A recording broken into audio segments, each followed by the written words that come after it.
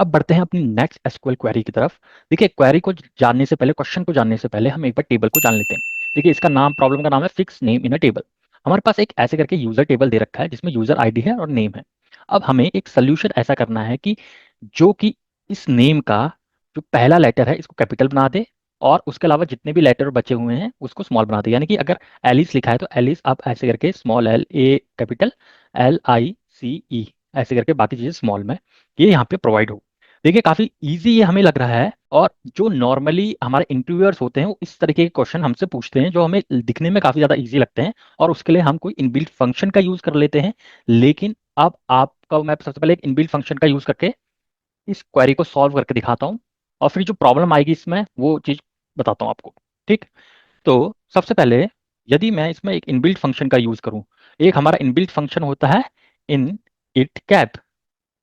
Init cap का काम ही ये होता है कि वो जो भी आपको वर्ड दे रखा है ना, उसका पहला वर्ड वो कैपिटल कर देता है, बाकी सबको स्मॉल कर देता है। तो इनिट कैप का ये मतलब है। तो जो कैंडिडेट होता है, जो यूजर होता है, वो उस समय क्या करता है? देखिए, वो क्या करेगा, वो सिलेक्ट करेगा, जैसे हमें ये सारी चीजें चाहिए तो सिलेक्ट करेगा यूजर आईडी को। अब हमें नेम का पहला वर्ड कैपिटल बनाना है और बाकी सारे को स्मॉल बनाना है। वो यूज करेगा इन इट कैप फंक्शन को, और इसको नाम दे देते हैं एज नेम। फ्रॉम टेबल का नाम लिख देते हैं, यहाँ टेबल का नाम है हमारा यूजर्स। और लास्ट में हमें क्या रखा है, इसको ऑर्डर करना है बाय यूजर आईडी, तो ये भी कर लेते हैं, ऑर्डर बाय यूजर आईडी। अब मैं इसको रन करता हूँ। देखिए, हमारा सोल्यूशन यहाँ पे एक्सेप्ट हो चुका है। ठीक, यही एग्जैक्ट सोल्यूशन चाहिए था। अब मैं एक काम करता हूँ, क्योंकि यहाँ पे जब हमारा सोल्यूशन एक्सेप्ट होता है, ये सिर्फ एक केस के ऊपर एक्सेप्ट हो रहा है, यानी कि एक प्रॉब्लम के ऊपर ये हमारा एक्सेप्ट हो चुका है। अब मैं एक बार इसको सबमिट करता हूँ। देखिए, अब इस सबमिट में कह रहा है wrong wrong answer. Wrong answer क्यों कह रहा है? क्योंकि देखिए, हमने तो ये केवल और केवल हमारे जो टेबल है ना, हमने उसके लिए प्रॉब्लम सॉल्व कर ली है। लेकिन हो सकता है किसी का नाम ऐसा हो, देखो मैरी ANN, तो ये पहले वाले को तो ये कैपिटल कर देगा, लेकिन जो दूसरा वाला वर्ड होगा उसको भी कैपिटल कर देगा। लेकिन हमारी प्रॉब्लम स्टेटमेंट में क्या कह रखा था कि तो हमारा पहला ही वर्ड कैपिटल होना चाहिए, उसके अलावा सारे के सारे स्मॉल होने चाहिए थे। तो यहाँ पे हमें क्या मिल गया? गलत आंसर मिल गया। अब मैं गलत आंसर यदि हमें मिल गया है तो इस आंसर को हमें सही भी करना होगा। तो एक्चुअल में यूज करना पड़ेगा, वो यूज करनी पड़ेगी हमें सब क्वेरी का, सब स्ट्रिंग का, माफ माफ कीजिएगा, सब स्ट्रिंग का यूज करेंगे। अब सबसे पहले हम समझते हैं कि सब स्ट्रिंग क्या होती है। देखिए, एसक्यूएल सर्वर फंक्शन है सब स्ट्रिंग। सब स्ट्रिंग, ठीक। सब स्ट्रिंग एक एसक्यूएल सर्वर का फंक्शन है जो क्या क्या चीजें इनपुट लेता है। सबसे पहले वो लेगा स्ट्रिंग का नाम इनपुट। जैसे मान लीजिएगा एलिस। एलिस मैं लिखता हूँ डेटा साइंस। ठीक है, मान लीजिएगा ये इसमें इनपुट जा रहा है, ठीक है, तो यहाँ पे आ जाएगा डेटा साइंस। अब सब स्ट्रिंग के अंदर हमें क्या करना है, तो उसका जो मेनली जो सिंटैक्स होता है ना, यहाँ पे हम स्ट्रिंग देते हैं, सबसे पहले स्ट्रिंग देते हैं जो भी स्ट्रिंग जा रही है इसके अंदर। उसके बाद हम उसकी स्टार्टिंग पोजीशन देते हैं, और उसके बाद हम उसकी लेंथ देते हैं कि हमें कहाँ से कहाँ तक जाना है। जैसे अगर मेरे को 4 तक जाना है, ठीक, तो मैं यहाँ पे लास्ट में 4 लिख दूंगा। स्टार्टिंग पोजीशन कितनी है? 1। तो 1 से लेके 4 तक जाएगा ये। तो इसकी ऐसे नंबरिंग होती है 1 2 3 4, अगर मेरे को सिर्फ डेटा को फैच करना है। वैसे अगर साइंस को फैच करना होगा तो उसके लिए लेंथ अलग हो जाएगी। तो ये हो गया हमारा सब स्ट्रिंग फंक्शन क्या होता है। अब हम सब स्ट्रिंग का यूज करके इस प्रॉब्लम को सॉल्व करते हैं। तो मैं बाकी चीजें सेम रहने दूंगा, जो मैंने यहाँ पे कैपिटल में गड़बड़ की थी कैपिटल में, तो इसको मैं चेंज करता हूँ।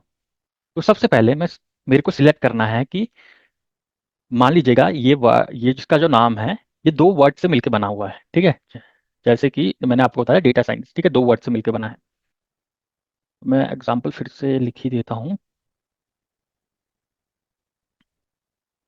जैसे डेटा साइंस, ठीक है, मान लीजिएगा किसी का नाम डेटा साइंस है।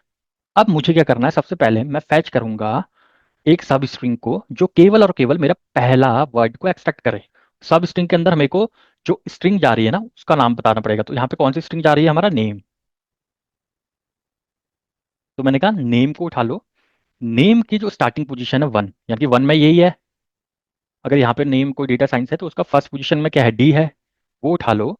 और उसकी जो लेंथ है उसको भी 1 मानो, यानी कि इसकी लेंथ अगर 1 है तो सिर्फ हम D को फैच कर रहे हैं।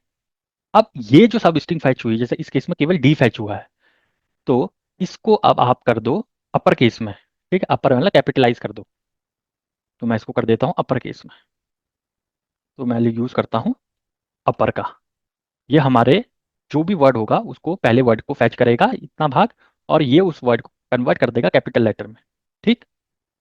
दूसरा मेरे को एक और काम करना है, जो इसके अलावा बाकी सारे वर्ड हैं उसको फैच करना है मेरे को सबसे पहले। तो मैं फिर से लेता हूँ सब स्ट्रिंग, बाकी सारे वर्ड को फैच करना है। कहाँ से करना है फैच? सबसे पहले नेम से मुझे फैच करना है। ठीक है, नेम से फैच करना, और इसकी जो स्टार्टिंग कहाँ से होगी वो होगी 2 नंबर से। ठीक है, 1 नंबर में तो डी था, फिर ये 2 नंबर से स्टार्ट हो रही है। तो मैं लिख देता हूँ 2 से फैच करो, और उसके बाद मैं कोई वैल्यू नहीं देता। जब मैं कोई वैल्यू नहीं दूंगा यानी कि 2 से एंटायर लेंथ की बात कर रहा हूँ कि जितने भी वर्ड आगे के बचे हैं ये सारे वर्ड मैं यूज करूँ कह रहा है। अब मुझे इन सारे वर्ड्स को ना ए से लेके ई तक जो वर्ड है इसको मेरे को कन्वर्ट करना है लोअर केस में। तो मैं यहाँ लोअर लगा देता हूँ, लोअर। तो ये सारा लोअर में आ गया। इसके बाद देखिए हमारे पास डी कैपिटल में आ गया, बाकी सारी चीजें लोअर में आ गई। अब इन दोनों को मेरे को जोड़ना है, स्ट्रिंग को। स्ट्रिंग को जोड़ने के लिए एक फंक्शन यूज होता है जिसको कहते हैं हम कॉनकैट। ये क्या करेगा, ये दोनों स्ट्रिंग्स को आपस में जोड़ देगा। अब मैं इसको नाम दे देता हूं एज नेम। अब मैं एक बार इसको फिर से रन करके दिखाता हूं आपको। ठीक है, यहाँ पे सोल्यूशन एक्सेप्ट हो गया। अब मैं सबमिट करता हूँ। सबमिट में जितने भी बाकी चीजें भी होंगी उसका भी रिजल्ट दिखा, मतलब देख लेगा कि देखिए एक्सेप्ट हो गया है। जितने भी इन्होंने अदर यूज केसेस डाल रखे हैं, केस डाल रखे हैं, सारे मैं पास कर चुका हूँ।